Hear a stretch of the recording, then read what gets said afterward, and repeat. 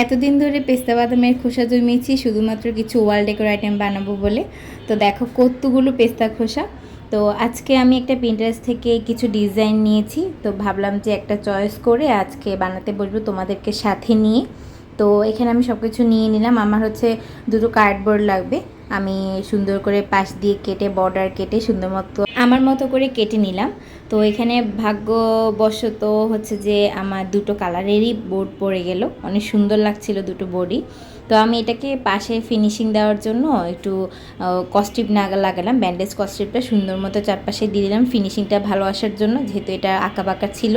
তো এটাকে যখন আমি কস্টিপ লাগানোর পর দেখলাম সুন্দর লাগছে, বাট আমি এটাকে ইউনিক করতে চাচ্ছিলাম আমার মতো করে। তো এটাকে আমি উপরে একটা লেয়ার ছিল ওটা উঠিয়ে ফেলার পরে একটু খাঁচকাটা হয়ে গেল। তো এটার উপর আমি কালারিং করলাম, একটা হচ্ছে মেরুন কালার করলাম, একটা হচ্ছে ব্ল্যাক কালার করলাম। তারপর এটার উপর গ্লু বসিয়ে আমি বাদামের খোসাগুলো একটু ধান পাতার মতো সেট করলাম।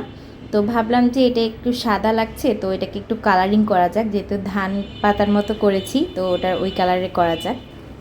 একদম স্যাটিসফাইং হয়নি, তারপরেও অনেকটা ভালো লাগছে। তো কমেন্ট করে জানাবেন যে এটা কেমন লাগছে আপনাদের কাছে। আমার কাছে পাতাগুলো এত বেশি ভালো লাগছে। অবশ্যই আমার পেজ ফলো রাখবেন, অনেক অনেক ওয়াল ডেকোর আসবে ইনশাল্লাহ।